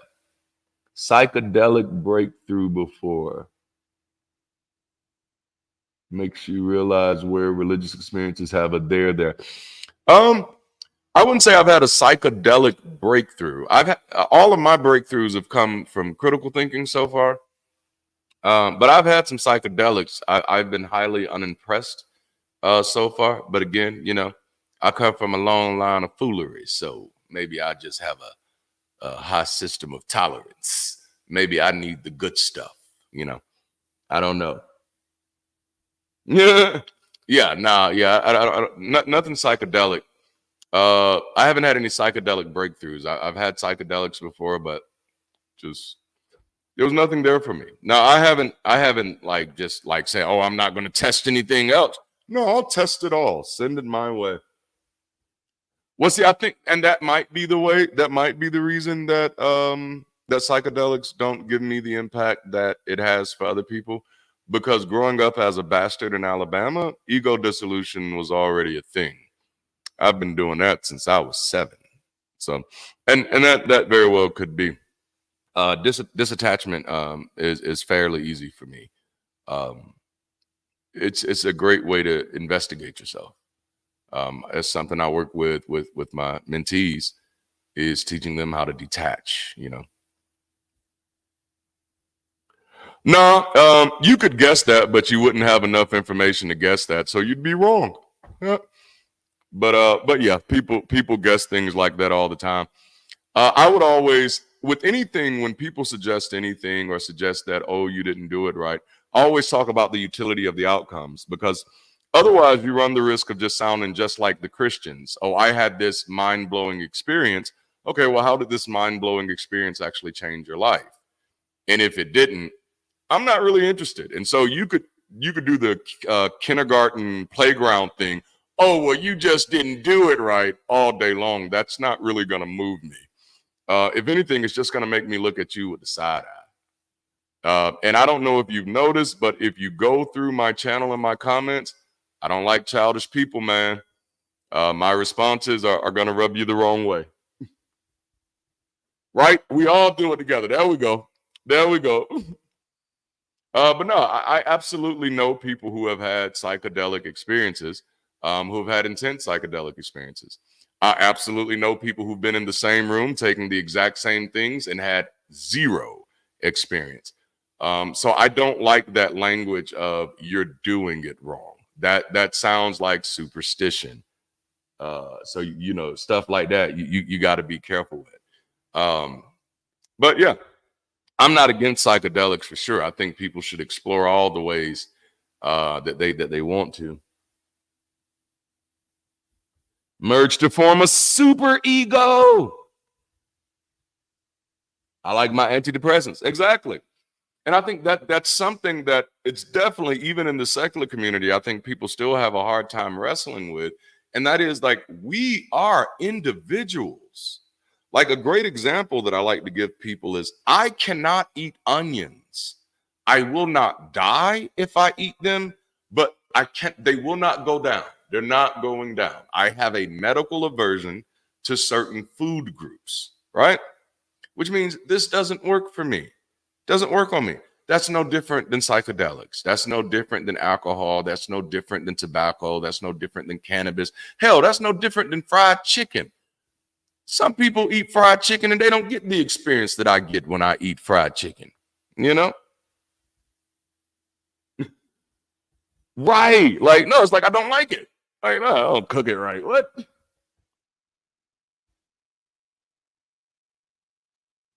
But see, but that's what I mean. And I'm a platform this just to kind of highlight you. And I hate to pick on you, but I got to do it. You did it to yourself. And no, I'm not doing this to be mean. But you said, what I mean is going to a rave or doing it with outside stimuli, not having a meditative space for it to have the right effect. Again, you don't know me, so you don't know what space I did in. Remember, that's how I was able to say that you don't know what you're talking about, because your whole mode of inquisition is assumption. And like stuff like that, like I just don't have the patience for.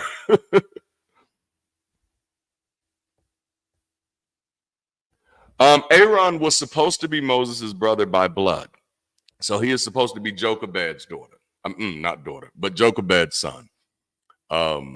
Yeah, that's an odd one. Absolutely. And that's a very important thing. You say that's why I'm asking you, but when you asked, I answered and you didn't respect the answer. So I'm going to say this to help you a little better. Grow the fuck up and move the fuck on. Got it? And got it. All right. No, I had already elaborated and spell it right next time too. But I had already elaborated, and for whatever reason, you're having that playground syndrome of, if you didn't have my experience, you must have done something wrong. And shit like that pisses me the fuck off, because that is the root of racism. That is the root of exclusion. That is the root of a lack of diversity, when you're trying to dehumanize somebody or delegitimize somebody else's lived experiences because it doesn't match yours and you don't know shit about their lived experience. And I say this with a smile, but please grow the fuck up. It's not that damn important. The Ethiopian Bible is absolutely a beautiful piece of work. If anybody's never read it before and you got the time, please pick it up. But not just the Ethiopian Bible. Like, there's a whole history of Ethiopian Christianity that, according to some theorists, predates what we kind of call mainstream Christianity. Okay, so Lena has become destructive. So I'm gonna put you in timeout because you don't know how to understand words, okay? And I don't like distractions. Oh yes, the books of Enoch. No true Scotsman type at best. Yes. It's just like, man, we you know, and like I want to say I hate to be like that, but I don't, because this is me. This is literally who I am. And a part of being authentic is letting people know when they are crossing lines and recognizing when they're literally saying, I don't give a damn. When you're telling somebody, hey, you're crossing a line that I don't like, and they're still telling you, but so what? I want to know this. And I'm like, bruh, if you grew up where I grew up, you would have got punched in the face so many fucking times. And I honestly, like, I don't advocate violence. I really am anti-violence. But from a comedic perspective, I really think some people need to get punched in the face more. From a comedic perspective, I don't mean it. From a comedic perspective. Yes, thank you. I appreciate y'all, man. I appreciate y'all. But yeah, the Ethiopian Bible is an absolute work of art. And this kind of goes back to some of those fringe theories about why there are so many African theological scholars who believe that the presence of people like Jethro, Melchizedek, Bathsheba, the Queen of Sheba in the Bible, and one of the leaders of Egypt even being considered a Messiah in the Old Testament, is because all of this stems from Africa. And the Ethiopian Bible does lend some credence to that in the way that it tells its story. But also there's a story in the book of Romans where Paul, I can't remember if it's Paul, it may not be Paul, I think it's Paul, where he comes across an Ethiopian who's reading the scroll of Isaiah. Well, where did this Ethiopian get that scroll from? All right. So now I really do need to do a whole video on this because when most people think about the Pope, they think of the Pope. Well, there's no such thing as the Pope. There's at least 3 popes. There's the Pope of the Catholic Church. There's the Pope of the Greek Orthodox Church. And then there's the Pope of the Coptic Church. And the Catholic is not the oldest of these 3, contrary to popular belief. But I will say, and this may be a good ending point, because, oh yeah, we've been in at 150. Philip and the Ethiopian eunuch, thank you so much. I will say that even within the secular community, amongst amongst our people who are biblical scholars in the secular community, they seem to be just as resistant to the idea of seeing the influence of Africa in Scripture as the Christian theologians are, while also asserting that it's all mythology. And so it's just like, that might be some unchecked bias there. But yes, no, because I even hear a lot of secular biblical scholars still talk about the Catholic Church and Roman Catholicism as if it was the first organized version of church. And I'm like, that's not historically accurate in any shape, form, or fashion. And you don't have to go far to overturn that rock, you know? So, yeah. Africa has a lot for us to learn about. I don't talk about it as much for 2 reasons. Number one, I don't live in Africa.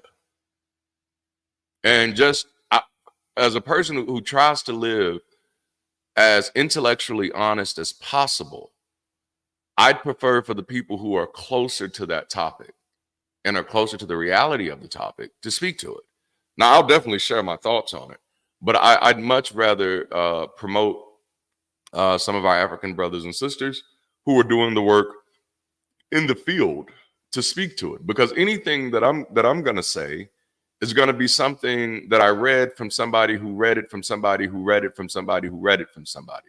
And that's just a little bit too much like the whisper game. And so while I can attach myself to it and say, yeah, I think this is likely, I wouldn't necessarily want to promote it to others as, yeah, this is likely. And that's just the academic in me. But then the other reason is a lot of my thoughts when it comes to Africa and the contributions of Africa, I would like to be in-house conversations first, because I think there are some things we need to get straight. And unfortunately, as much as I love the Black nationalist movement, and I don't run from that. I love the Black conscious movement. I love the Pan-African movement. There have been literal decades of misinformation that has created a lot of problem. And if we're going to stand on anything, I want us to stand on the truth, because that's a major part. That's a major part of who I am. And that truth is beautiful. And one of the things that I saw in the Black conscious movement that I didn't like is a lot, not everybody, but quite a few just seem to want to become, the polar opposite of what they viewed oppression of, which was just another form of oppression. And it really got ugly. And I know I'm kind of off the rails here, blame it on alcohol. It really started getting me because it was just like there were Black conscious groups who were against albinos. And I was just like, what? And then there was Black conscious groups who were against gay people who were Black. And that list just kind of kept going down and down and down and down the hill. But then you had groups like the Hebrew Israelites and the Moors and even the Nation of Islam who were platforming so much pseudo-intelligence that it really began to bother me, because out of a passion to really want to hear and listen to the people who you feel are finally speaking up for you, who are finally saying the things that resonate with you as a people and as a culture, to realize that these people are, by far and large, and I'm just talking about a specific group, are con artists, have a shallow level of knowledge at best. And that's why even when I mentioned Dr. John Henrik Clarke earlier, every time I mention his name, I feel like I have to give this caveat, because he often gets grouped into a list of people who are non-academics.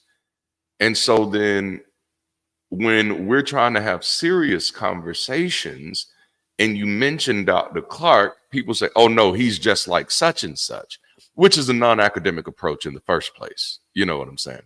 That's a straw man if I've ever seen one myself. Ooh, awesome, man. Okay, so like I've been rambling for a lot. Have we talked about Moses enough? Let me just say Moses 3 more times. Moses, Moses, Moses. Look at that, another super chat. I gotta read it. This is for the building fund. You are providing real dialogue that makes sense for me. Thank you, man. That's real, and that's what I hope. I hope I'm not up here just Rob. Give them the raw man. I like that.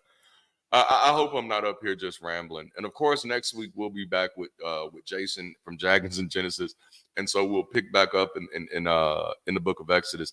But this has been great for me. This has been highly therapeutic. I do enjoy having these conversations. I do enjoy building the work of. I do enjoy doing the work of community, and hopefully. I don't want to be anybody's example. I just hope that the work we're doing on this community, in this community and on this channel, is modeling what authenticity can look like. And you know, I constantly say I don't think anybody needs to look like me.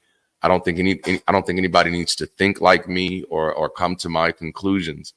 But I hope my commitment to just be me gives you the freedom to do the same, you know, just kind of let you just breathe in yourself. Because I'm concerned, not just about what religion is doing to us, just about what we're doing to each other. Even in the secular community, we're becoming increasingly combative, where all of our conversations are about proving a point instead of working on problems, you know? And I'm definitely that type where I'm just like, what's the utility of it, you know? Yeah, it really does. It's what gets the ball rolling. I agree. And this is why I love y'all so much, man. Like this has been a beautiful experience for me. You know, even though, you know, y'all are getting to know me this year, I've been working on this stuff locally for over a decade. And so this has been so refreshing for me, because like in over a decade, this is the first time where people are like, oh, damn, you kind of make some sense. And this is the first time that I'm really able to talk to people and nobody feels like I'm actually trying to convert them. And that's what I love about our subscribers who jump in the comments and defend some of the stuff I say against some of the believers, because, you know, they make it clear, like, he didn't say you had to believe it. He's sharing his story, you know? Like, imagine the nerve of going under somebody else's book review and being mad at them because they didn't like the book you liked. Like, it's ridiculous. But, you know, I definitely exist. My passion for me, and I'm not saying nobody gave it to me. This is what I've chosen to do. I exist to do my best to make this place better than it was when I got here. Because my experience on this planet was horrible. I was born to a drug-addicted mother, an absent father, a dysfunctional family, with a dysfunction exasperated by the fact that my grandfather killed my grandmother. Like, and it just goes on and on and on and on. Thank you. Like, wow. Oh, I like that name. Keeping Divine Purpose TV. Yes. Man. Oh, thank you. And that's the point. Look at those words. I feel safe here. Like that's the, like, believe it or not, like one of my biggest supporters, and is more than a supporter, this brother is on his way to being really a partner with us, is a believer. But he loves what we're doing because it's safe. And this is the charge that I keep, ramming the secular community with. Nobody's going to change their mind. And I ain't saying nobody. Obviously, this is hyperbolic because I did. But people are likely not going to change their mind if you're not creating safe spaces for them to actually engage what's on their mind. And if the only thing that we really want is for people to think what we think, then we're really not concerned with people's welfare. We're not concerned with people's well-being. It's just more of that get on my bandwagon or else. And that's not what we represent here. You know what I'm saying? That's not the work that we do on this channel. Sure, Monday through Friday, I am dropping videos that are like giving Christianity and religion a black eye like a mug. But because those are constructs, those are not people. The work that we're doing here with Bridge City, with the ex-pastor call-in show, with our Sunday sessions, and yes, with the Bible study with an ex-pastor, this is for people, period. As long as you're willing to be in here and engage and in good faith and just have a good time, then we have Christians that come in the chat that we don't disrespect in any way. We've had Muslims come in the chat. We don't disrespect in any way. Now you start spamming and getting distracted, I'm gonna talk black to you. You know what I'm saying? And then I'm gonna kick you out. That's Khalid Abdul Muhammad reference. Preach black to me. But yeah, and that's the point. It's a place where nobody is judged. Like our values here is people-centric, progressive thinking, life-affirming. And the thing is, like, I often remind people, and this is why, like, people get mad at me because I don't let them give me villains. Like, I don't care who you're mad at right now. I'm likely not going to be mad at those people just because you are. Because I've learned, like, just from studying history and then just from living life, that you cannot confine people to a moment. Even if it's a long moment, even if it's an embarrassing moment, even if it's a disgraceful moment, even if it's a delusional moment, that people change, people grow, they do all types of things. And so it's about time that we start acting like it. Like somebody does something today and we treat them like they're damaged goods forever. I wish we'd realize that comes from our own superstitions and that it's not necessary, that nothing is really set in stone. Our other values are safe, sound, secure. There's another one. Safe, sound. Oh, safe, soft, sound, and secure. The space needs to be safe, which means nobody needs to be in fear of harm. This place needs to be soft, where nobody needs to be in the fear of aggression. And that's something, I'm like, damn, we ain't got to be aggressive. Now I'm gonna talk black to you for sure, but like, we ain't got to be aggressive towards each other. And it sometimes happens like, well, if you don't do this, you're doing, and it's like, bruh, like chill. And then sound, like before you share information, let's verify it. Let's make sure it's accurate and secure. And that's the thing about our relationships with each other. Like you got to ask yourself, like, what's worth disconnecting over? And I'm through right here. When me and my wife get into arguments, we have this thing that we do. We ask ourselves, after this argument, are we still going to be married or not? And that's just a reminder that if we plan on still being in a relationship with each other after this argument, let's treat each other like that during the argument. And that's really what I stand for. People. I decided in 2014 that I would never preach for God again, but I'd be the loudest preacher for people that I could be. And that's what you're getting from me. All right, so I'm done. I've been here for over an hour, and I'm loving the comment. Say, oh, this is good. Someone mentioned the Four Locos. They're the most insane party nights I've experienced. No. Hey, Four Locos will do it. Four Locos will do it for sure. That's right. I love it, man. I love y'all. I love this community. I love the way it's growing. Feel free to jump in our Discord. It is on the link is on the main page on YouTube now, because it's likely not. Oh, it should be in this chat. It should be in the description for this.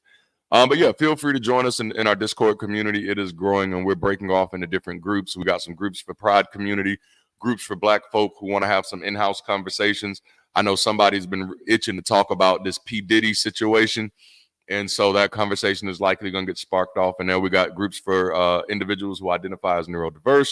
We're also rolling out some groups for culinary interests. Thanks to my friend who just left, Muttley, because it's 1 a.m. where he is. But we're going to put together a culinary group. Love and sausages, Muttley. If you pick back up on this tomorrow, loco for that loco for sure. But yeah, get connected that way. We also have a Patreon if you want to support. What I love about Patreon and the YouTube membership program is that it's easy. You can do micro donations, and I have definitely leaned into that. So our Patreon and YouTube membership subscriptions don't start off at anything ridiculous.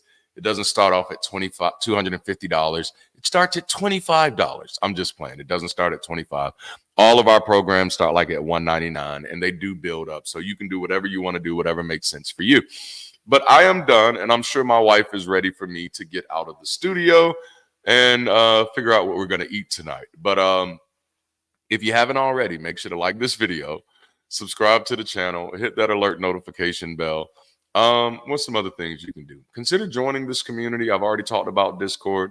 You can consider volunteering. We have a lot of ways that you can get involved. And of course, as over time, you will begin to see that I'm not personality driven. So my face will not be the face that you're always seeing on this channel, because that's just not how community works. And we don't want to build a personality cult.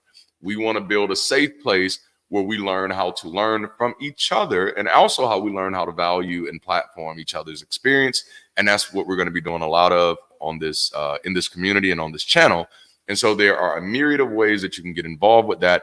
And also check out the fucking merch, man. I just found out. Okay, I've said this before. I just found out our merch was actually selling. I didn't know it was selling because I didn't know how to check it. I thought YouTube was going to tell me every time that merch sold, but YouTube has been showing zero like ever since May. And so I thought we just weren't selling merch. And so I thought y'all just wasn't feeling it. And then this week I had to do a whole bunch of work and found out, damn, we've been selling merch ever since May. And our top seller is the Think Responsibly hoodie, particularly the black one. People tend to like that one. And also what's the other one?